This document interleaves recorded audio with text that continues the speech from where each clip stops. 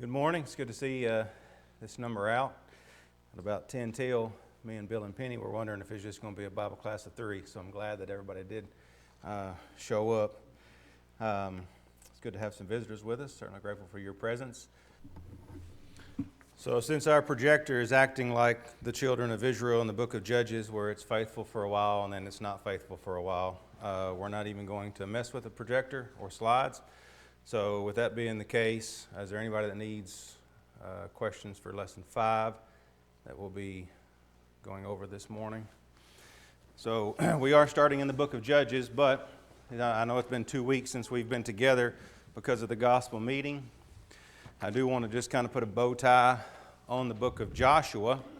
So the very last question that we had in Lesson 4, and you may not have your Lesson 4 sheet with you, but I'd ask the question, what's your biggest takeaway from the book of Joshua? So hopefully the time that we've spent kind of studying it, maybe you've got some thoughts just on what your biggest takeaway is from the book of Joshua before we move on to Judges. Ken?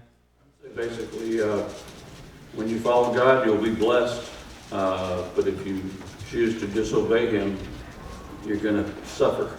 Okay. So, might call that faithful obedience. Ms. Francis? They have faithful leader, and as long as they have a leader that focuses on God's wisdom, they will accomplish. Yeah, I think of Joshua chapter 1, 6 through 9, where God is really emphasizing to Joshua to have that courage, and Joshua did throughout the book of Joshua, throughout his life, and we know that played a huge part in the faithfulness of the people, as we even read as we begin studying in the book of Judges, how they were faithful while Joshua and the elders that followed him were faithful. They did have that courage, and that should be an example for us as well. Other things? Norm, you just pointing? Oh. Who else? Oh, Miss Penny, sorry I didn't see your hand. I was going to say basically the same thing that you and Ms. Francis just said, that he was such a faithful leader that even the elders under him, people were still faithful all the days of Joshua and the elders that were under him. So that shows a really good leader that somebody would still be following. Right. Yeah, from the example that he had shown during his life and the path that he had led them on for the elders after him to be able to continue to do that. One of the other things that I see, any other comments, is divine victory. So we know, especially going back to the very beginning, even with the conquest of Jericho, people had to act. There were certain things that were required of the people, but the victory came through the Lord. And we see that throughout the book, that it was God who was fighting for them, and God had told them from the beginning that I will fight for you if you remain obedient. And so when we start putting our faith in ourselves, which we see as we get into the book of Judges, things can go horribly wrong, but God is the one that was fighting for them. God was the one that was providing them the victory. Again, that didn't mean that they could just sit back and watch God do all this work. He still required this faithful obedience on their part, and as long as they continued to do that, God would continue to be faithful to them. And then the other thing that, one of the things I love about the book of Joshua is you really have this sense of rest and fulfillment. You have this fulfillment of the promises that were made so many years ago, and we see it happening now, and you have this sense of rest now that they have reached the promised land, and the metaphor that is for us in our life, and we talked about that in the beginning of the class, and so that's something that I really love about the book of Joshua. And then, obviously, you can't not think about Joshua and think about the charge and the question that he leaves them with is, choose you this day whom you will serve. And that's something that we all need to be mindful of in our own lives, and we have to make sure that each day that we are choosing to serve the Lord. All right, let's move on to the book of Judges, and we'll start with question number 1. So Lesson 5 is Judges chapter 1 through chapter 3, verse 6. So question number 1 says, Judges 21:25, the last verse in the book, is the theme for the whole book. How or why would this be relevant for us today? Contrast Judges 1:1 with the last verse in the book. So Judges 1, the very beginning of the book starts in verse 1. Now it came about after the death of Joshua that the sons of Israel inquired of the Lord, saying, Who shall go up for us against the Canaanites to fight against them? And then all the way at the very end of the book, chapter 21, verse 25, it says, In those days there was no king in Israel. Everyone did what was right in his own eyes. So how or why would this be relevant for us today? Ms. Francis? As long as we ask the Lord for decisions that we need to make in our life, then we will be guided in the right direction. When we're in our own ways, then that's not going to be a good deal. All right. Norm? Sometimes we forget Christianity, being a Christian is a volunteer organization, and we're not going to get forced to do the right thing, like some communist society or something like that. Somebody's going to come in and just get you for that, and that's what it all comes down to. God gave us free will, and it's all about the decisions we make. And we can't lay the excuse of my failure on somebody else. Right. Other comments? Jesse? Well, you started there in Judges 21:25 and then kind of worked back to the beginning. And when you think about how is this relevant for us today, because sadly and tragically, that is true in seemingly every generation. Most people tend to live their lives by doing what's right in their own eyes. I mean, that's the society and the world we live in. Everybody, they're their own standard, not God or His Word. So, yeah, I think it's very difficult to see the connection with our own society. And in the past, we've talked some about humanism, and I think that this is what we see here in Judges 21, verse 25. It's about me. It's about what's important to me. It's all based on me, and everyone is doing right in their own eyes. And obviously we live in a society where it's just, well, you follow your heart, or you do what you think is best, do what seems right to you, and we're surrounded by that because we as a human race, we are the center, the focus, instead of God, and that is definitely a problem. Sam? Such an antithesis to how we should be treating ourselves as Christians, how we know that we're a workmanship of God, but it's because of His power and His ability that we're here, and we know that all to Him goes all the glory and whatnot. And that seems so obvious, like looking at the first chapter and the last chapter. But then, when you read through, you can see that it's almost a progression, and I think it shows that you really need to be careful that you can't give any territory at all, because when you look back at yourself, 20 chapters ago versus where you are now, I mean, it could be a complete polar opposite. But you need to know when it's happening. Yeah, and at the time it may have been seemingly small things that were happening. Of course, we can go all the way back to Joshua, where Joshua was telling them to choose, and they're saying, yeah, we're going to follow the Lord, and Joshua's saying, no, you're not. You can't. You can't, because He's a holy God. He's a jealous God, and you're still holding on to these idols. And while to them it may have been something that was small, obviously it turned into where their life was fully engulfed with this. Turn over to Deuteronomy chapter 30. I just want to read a few verses there.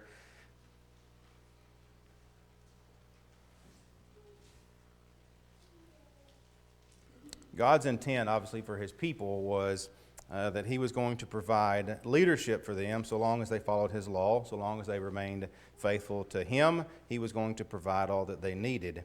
So Deuteronomy chapter 30, let's read verses 15 through 20. So we'll start over here with Miss Shirley. Just take a verse apiece. 15 through 20. See, I have set before you today life and good, death and evil.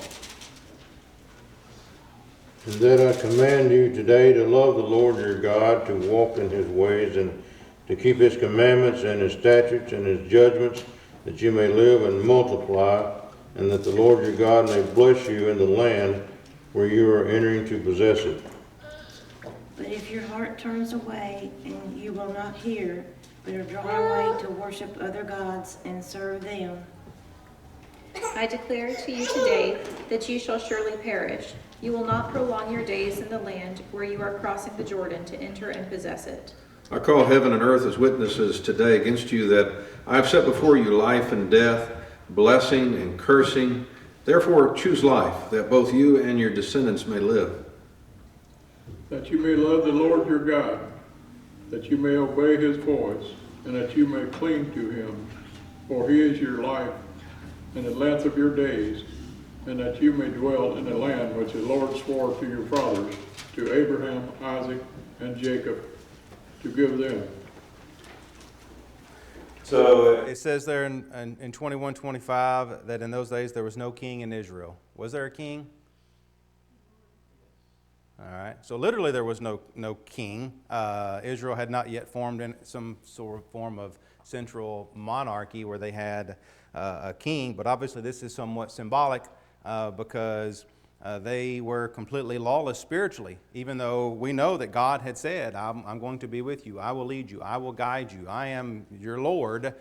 And he had said this so many times, and they had been warned, and this is exactly what God said would happen. We see it happening just exactly the way that God said that it would. And again, this is something that is very easy for us to fall into, where we don't continue to follow the Lord faithfully and have him as our king. And again, we put the emphasis on ourselves and what's important to us, and we can very easily fall away and lose sight of what we need to have as our king and our goal. Anything else on number one? Norm? It just goes to show you the dangers of seeking immediate gratification for whatever it is. You're allowing that to be the thing that drives you, as opposed to keeping the upward view and the long view in mind, because that's the one that's going to save you. That's the one that's going to get you to the right place, not what this thing that's right in front of you right now. Yeah. All right, so we talked about this a little bit with the end of Joshua, but question number 2, what does our text teach us about good leadership? So obviously this is with Joshua and the elders, but then also as we see with the judges, the first few here. So what do we learn about good leadership here? Ms. Francis? We need good leadership, or we'll go away from what is right. Okay. So there was something that I was reading that talked about the responsibility and the duty that leaders, even within the church, have. And it says that leaders need to know the way, go the way, and show the way. Now, I don't think that not having a leader is obviously that's not an excuse to go off into apostasy. But having a good leader or good leaders obviously is a good thing. And when you have those and you have effective leadership, then they're going to continue to lead you in the way that you should go as a group of people. And again, that doesn't mean that they themselves are going to be perfect, but when you have those leaders that are focused on doing what is right for the Lord, and they have that model of obedience and are trying to protect the people from apostasy, then it makes such a huge difference. Norm? Again, we need to be reminded, even though being a Christian is an individual thing, God's design is for a family, a group. And every group, whether it's an orchestra, a team, the church needs a conductor, somebody out front. Now, that is God, but again, like we talked about before, the immediate gratification thing, it's called short-sightedness. And we need somebody right in front of us to be able to keep the group going in the same direction, because otherwise it's herding cats. You know, everybody does their own thing going in all different directions. Yeah, we can see, and I like the analogy with the family, we see this even within the way God designed the family, the way that God designed the church. He designed all of these things to have a leader. someone that's going to be responsible, someone that is going to have that role of leading the family in the way that they should go. Obviously, Christ is the head of the church, man is the head of the family, and we know what happens when the husband or the father is not the spiritual leader that he needs to be. And we know what can happen to the family. And we know just with even our own experiences, the benefit and the blessing of having an eldership, because that's the way God designed it. And so having those leaders is definitely something that is very important. Again, not an excuse to then do whatever you want to do because we don't have good leaders, but it definitely is something that is beneficial and can help a group stay faithful. Jesse? Know the way, go the way, show the way. When you said that, it reminded me of Ezra. Ezra 7:10, for Ezra had prepared his heart to seek the law of the Lord, to do it, and to teach statutes and ordinances in Israel. Kind of fits, I think, all three of those. Yeah. I had not heard it put that way before, but yeah, know the way, go the way, and show the way. Ms. Francis? Well, it's modern day time when you make a decision that eventually you are answering for the mistake that you made, and you don't have that leader of a household. And you realize that you still have a leader, and you put your faith in God. And you can look back on all those years, and you can see where he was still there when you made that bad decision, and he was still there when you could see which way to go, and he was helping you get there. Yes. And that's a different spin on this idea of good leadership. God's always there as our leader, and as long as we're willing to follow him, we're going to do just fine. Anything, Brother Ray? No, we look at some of the churches of Christ today. They don't have good leaders because they're not going the Word of God to find out how to do certain works. Yeah, we even see that with the children of Israel. We go back to Moses' time with Moses and Aaron, and they didn't particularly like the leaders that God had picked for them and wanted to put their own leaders in place, and those leaders were leading them away. And so we got to make sure that they are godly leaders, that they're faithful to God in all things that they're doing. All right, question number 3. According to Judges 1:19, why did Judah have trouble driving the Canaanites from the plains? How do you explain explain this, considering the fact the beginning of the verse said the Lord was with them? So they're in Judges 1:19, and I'm still in Joshua.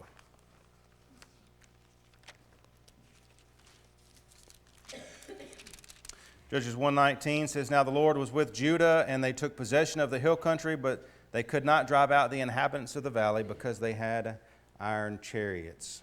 So why do they have trouble driving the Canaanites here, and how do we explain this, considering what God said? Norm? I like the way God put this, because this sounds exactly like the excuse that the Israelites would make. They had iron chariots, and so that's why we couldn't do it. It wasn't, we didn't trust in God and everything, because the iron chariots, come on, versus city walls and all this kind of stuff. But again, this is a history of what happened and what they said and what they did. Yes. Ms. Francis, did you have your hand up? So we actually talked about this some when we were back in the book of Joshua, because they had this very same issue, and God had told them in Joshua chapter 17, verse 18, but the hill country shall be yours, for though it is a forest, you shall clear it, and to its farthest borders it shall be yours, for you shall drive out the Canaanites, even though they have chariots of iron, and though they are strong. So, yeah, they have chariots of iron, and yeah, they're strong, but what was the problem? They didn't trust the Lord. They were relying in their own physical strength and their own physical abilities, and they're saying, okay, if I'm looking at myself and I'm looking at them, all right, I don't really add up. I'm not going to be able to do this. And it's not that they couldn't, they wouldn't, because they were so fearful of what they were physically seeing.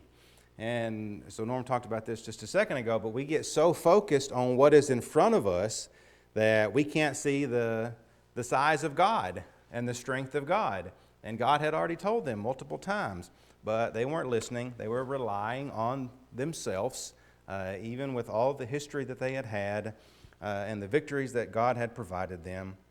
And so I can't help but think of Proverbs 3, 5, and 6. Trust in the Lord with all your heart, and do not lean on your own understanding, or don't lean on your own strength. Don't lean on your own wisdom. Trust in the Lord. In all your ways acknowledge Him, and He will make your paths straight. Their paths were pretty crooked because they were having to veer everything that they were scared of instead of just going straight the way that the Lord told them to go. And we get in this mindset, we go through these stories in the Old Testament, and we talk about the Israelites and how horrible that they are. And I cannot believe that you would have this mindset now after the victories that God has just done for you. And we just talk about how bad they are when we do the very same thing. And so that's the point of what I hope that we get as we study through talking about the children of Israel and even the promised land and the conquest here. We've got to put ourselves in their shoes, because oftentimes we're no better. And we can look back at the mistakes that they have made, and we make the very same mistakes. And so we have to be careful of doing that, and we have to be reminded ourselves that we have to trust in the Lord. We can't worry about the people that are around us that are in iron chariots, because we got God on our side. Sam, go ahead. Yeah, and so like in chapter 4, it talks about Deborah and just Barak, like going and whooping the Canaanites who have their iron chariots. I just think it's interesting. I don't know like the logistics of it. I'm sure it could be established, but so that they had 10,000 men. I assume they weren't all on horses or whatever. So like they went after the chariots like on their feet. At least some of the men had to. It says that they went and they chased them all, and then they ended up like it says not one was left. I think that's interesting. Like they ended up chasing the chariots. Yeah, there's some very interesting things that we'll talk about in our next lesson about that victory. If I'm not mistaken, I think there were actually 900 chariots, as I think one of the verses said. But yeah, there's some pretty interesting stuff that happens there. We'll talk about in our next lesson. Nate. I've heard some suggest something that might indicate Judah's attitude in this situation. If you go back to the beginning of the chapter, they ask who should go up. The Lord says Judah. The first thing Judah does is turn and say, hey, I'll go, but Simeon, you come with me. So it's kind of like Deborah and Barak. So Barak wouldn't go unless Deborah went. And so God's plan was accomplished, but not quite the way was originally intended. Right. Yes. And that can go all the way back to Joshua and Caleb, where they're not looking at anyone or anything except for God. And of course, again, everybody else is just kind of looking at their own strength and their own abilities. Question number 4. What's the reason for the beginning of Israel's downfall as recorded in Judges 1, verses 19 through 36? And what lesson should we learn from this? So what was the big problem, Sister Francis? They didn't fully obey the Lord by driving out the inhabitants. Okay. So they had not fully obeyed the Lord. They did not fully remove the people from the land. Norm? Starting to get into the idea of a compromise. This which I did, which was the easiest part, appears to be good enough because God's not doing anything about it. And it doesn't seem bad. We seem to be doing okay, so let's just cut the corners and keep pressing on. And those corners are going to catch up with them. Yeah. And I think that's the word that Norm used there is the key thing. There was this compromise where, in their own minds, yes, God had said to do this, but this doesn't seem that bad. Maybe we should just let them stay. The loss that we might incur if we actually did what the Lord said, might be pretty rough. So let's just let them hang around and we'll be fine. And what we see is, when we're not fully committed to God and we're not fully dedicated to the things that He has told us to do, and we begin to compromise and we allow worldly influences to kind of have in the beginning it may seem like, again, just this small thing, but it can turn into this huge thing. And I think Sam talked about this a little bit ago, this gradual thing. And it's not something that is going to just smack us in the face, but it's going to be a gradual thing. And I know we've all heard lessons about drifting, and you can slowly start to drift away until all of a sudden now you've got this major thorn in your side because you haven't continued to obey the Lord. And we don't confront evil the way that we should when we're faced with temptation, and we toy around with it, we play around with it, we let it hang around, and it becomes a major problem to where now we see that this is going to affect generations to come after them because of their apostasy and this compromise that we see here in verses 19 through 36. Other comments? Todd? Verse 27, it keeps emphasizing the villages. And you can go back to Joshua 11:2, where it talks about destroying the kings who were in these areas. Some of the same places are mentioned where the kings came out when northern Palestine was taken. But you contrast that here, and it's like, so that their logic is, well, the kings are gone, so I'll just leave the people. They're just village people. But that was the problem, that it was their idolatry, their beliefs that was going to creep in. Yes. And we'll see more of that maybe with question 6. But other thoughts on number 4? Number 5, in what ways does the account of the Israelites living among the Canaanites challenge us to examine our cultural engagement and the influence of secular values on our faith? Who are you pointing at, Norm? Miss Shirley? I always think of the verse, bad companions corrupt good morals. Yes. Absolutely. And that's something that we see very, very clearly as we see what's happening here. Sister Francis? Do not let the world pull us away from God, because in a sense, the world is the other God that we're worshiping versus our true God. Yes.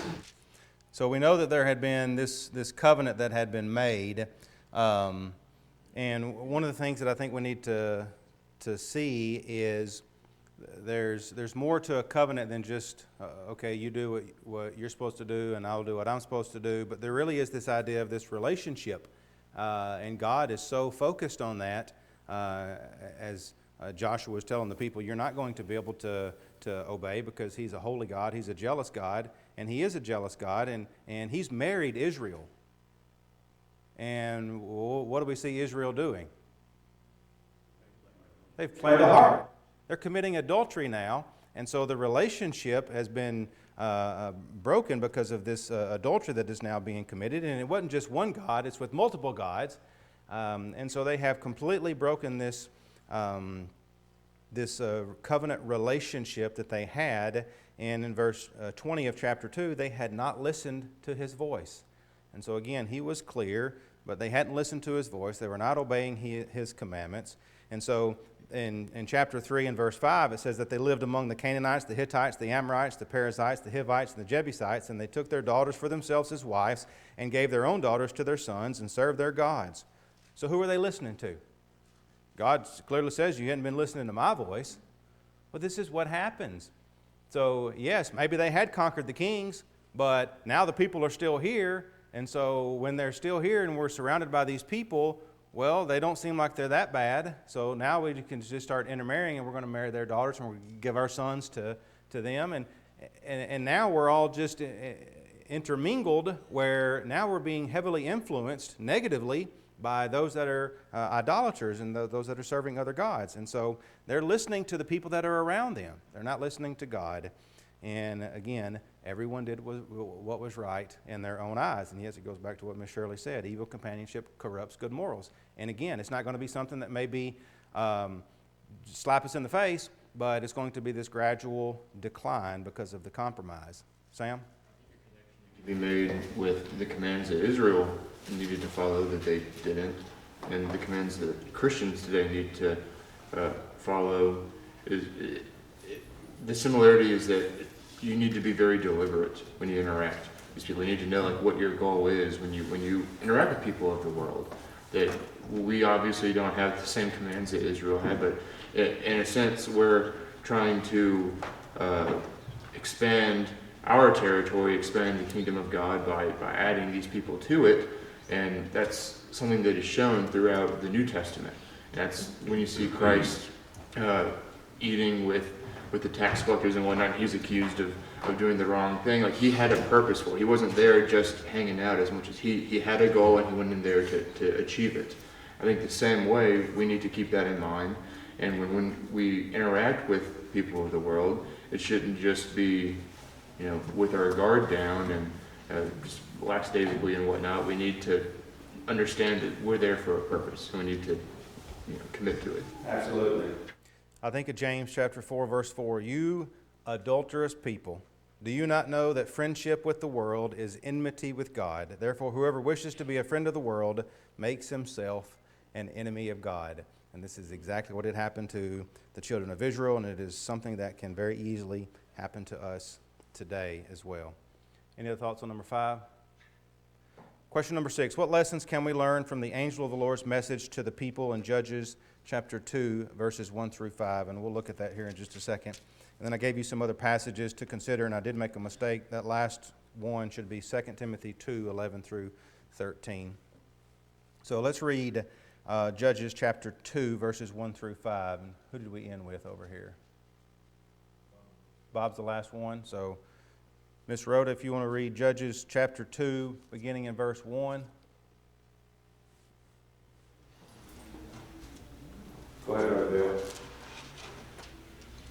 Then the angel of the Lord came up from Gilgal to Bochum and said, I led you up from Egypt and brought you to the land which I swore to your fathers, and I said, I will never break my covenant with you. And you shall make no covenant with the inhabitants of this land. You shall tear down their altars, but you have not obeyed my voice. Why have you done this? Kiara. Therefore, I also said, I will not drive them out before you, but they will become as thorns in your sides, and their God will be a snare to you. Jump up here, Todd. When the angel of the Lord spoke these words to all the sons of Israel, the people lifted up their voices and wept. So they named that place Bochum, and there they sacrificed to the Lord. All right, so what lessons can we learn here from the message that the angel of the Lord gives to the people?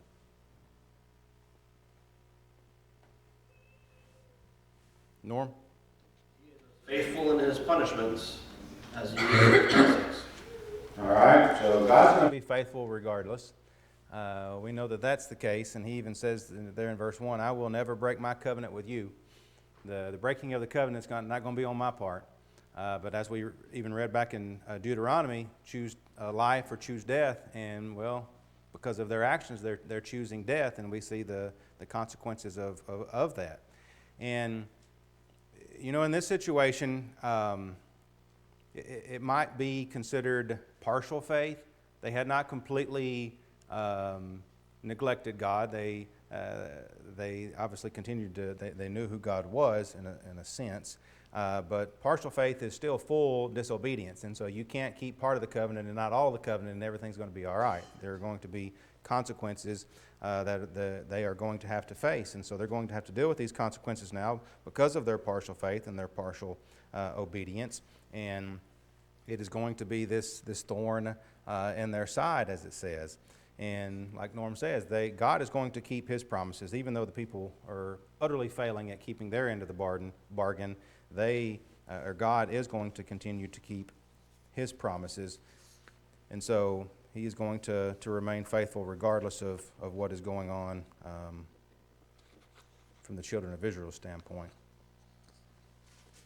Other comments? Number 7, how did Israel go from Judges 2 verse 7 to Judges 2 verse 10, and what application can we make from this? So Judges 2 verse 7 says, the people served the Lord all the days of Joshua and all the days of the elders who survived Joshua and who had seen all the great work of the Lord which he had done for Israel. And down in verse 10, all that generation also were gathered to their fathers, and there arose another generation after them who did not know the Lord, nor yet the work which he had done for Israel. So how'd they go from 7 to 10? Ms. Francis? out of sight, out of mind. If we stop following and teaching the Lord, no one will know Him. Out of sight, out of mind. All right. Ken? From the 70s, teach your children. Apparently these people had not done that, and therefore they did not know the Lord. All right. Jesse? April? I was just similar to what they said. There was obviously a breakdown in the teaching of the younger generation for it to that quickly to be failing, and it's so sad how they would have seen all of these great things, you know, and conquering of Jericho and all these great things, and to not repeat that. And I think of the memorial stones that they set up for that purpose, but obviously it wasn't carried over. Definitely. And I think back to Deuteronomy chapter 6, and you can read at least the first 15 to 20 verses there, and how they were instructed to teach their children. And this was something that they were supposed to talk about constantly, and it was supposed to be a constant remembrance to them. And so what we have here, though, is you've got the generation of Joshua and the elders that served under Joshua that had been faithful, and they had firsthand knowledge of the things that had happened previously. And so they were there with the miracles and the victories that had happened. And then when they passed away, now you no longer have this direct living memory, so to speak, of what God had done and His covenant that He had fulfilled with Israel. And so when you don't have that direct memory, well, the only way that you're going to be able to keep that alive is to continue to talk about it and continue to teach. And so the failure to teach the next generation obviously is what we see as the downfall here. And this is something that created this spiritual ignorance, because they don't have the knowledge anymore that they should have had. And so again, this new generation arose that didn't have this same relationship with God. And so now we begin to see this cycle that we see throughout all of the book of Judges. Number 8 kind of goes along with this, but what does it mean that the next generation did not know the Lord? What does it mean to know the Lord? Their fathers and leaders, before. Okay. Francis? To know the Lord is to obey His will.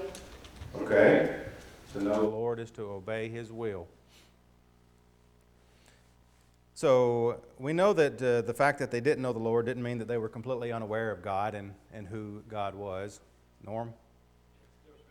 Somebody's name, then knowing who that person is. Okay. You could know somebody's name and still not know anything about them, and therefore you don't really know them. You just know of them, and that's kind of where they had gone. They had so many other gods that they were working with now, and this is just one more. And Francis said, you're not going to obey just that one anymore, because now you got all these other ones to worry about too. Yes. You go ahead and ring the bell for us. So when we talk about knowing someone, there is this sense of this intimate relationship, and the people did not have that. Yeah, they knew who the Lord was, but they didn't know Him and did not have this relationship with Him. So I think that for us as a church, for us as a family, for us as parents and as grandparents, I think that it is a critical concern for us that we're not simply just teaching our children to know about God and to just know who the Lord is. And so we have to make sure that it's much deeper than that. And so it's not a question of, well, are we bringing them to worship services, or are we bringing them to Bible classes, or can they spout off these facts, from the Bible? And it really is, do they take these things, these facts that they know and these experiences that they have at Bible class and at worship services, and do they take this to build their own relationship and build their own faith? Because if we're not teaching them to build their own relationship and to have their own faith, then they're going to end up in the exact same situation as this generation. It's going to be a generation that doesn't know the Lord. And so the question for us is, what generation are we? Are we the generation that didn't know the Lord? Are we making sure that the generation after us is not going to be that generation that doesn't know the Lord? Obviously, these are very, very important things for us to think about, because the consequences of not actually knowing the Lord, the consequences are going to be eternal. Question number 9. How do the themes of faithfulness versus idolatry in Judges challenge us in our commitments and priorities today? Ms. Shirley? God said he would be with Israel as long as they obeyed him, instead of going after other gods around them, and he's with us today if we obey. Okay. Jesse? God is a jealous God. He's unwilling to share us with anyone or anything else, and faithfulness continues only if it's passed on to the next generation, and unfaithfulness can and often does carry on for multiple generations. It's hard to break that cycle. It is very hard to break that cycle. Again, it's not an excuse for someone, but it's a whole lot easier to continue in faithfulness than it is to have this cycle of unfaithfulness that has to be broken. So I think that part of this and part of the message that we see from the Judges is really for us to evaluate, well, where does our allegiance lie? And what are our priorities?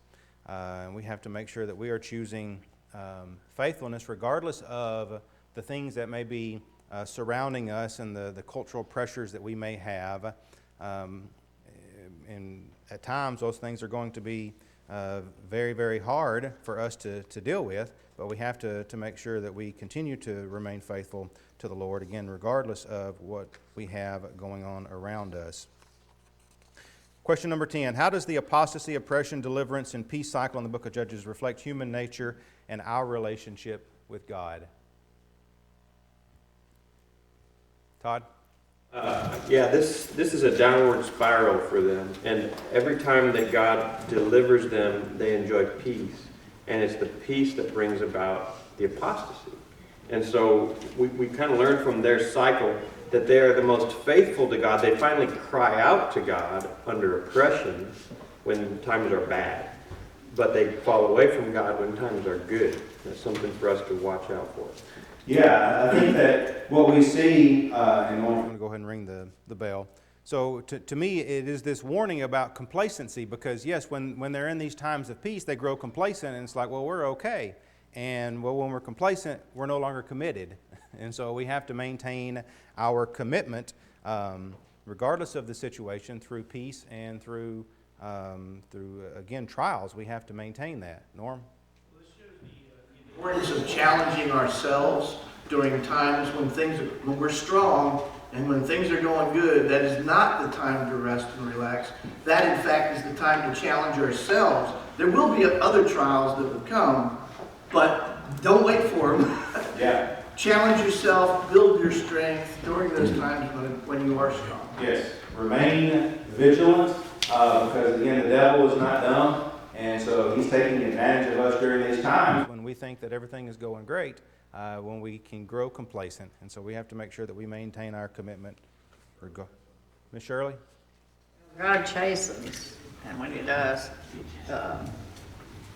man should repent, and he saves them, but his judgment comes upon those who refuse to repent.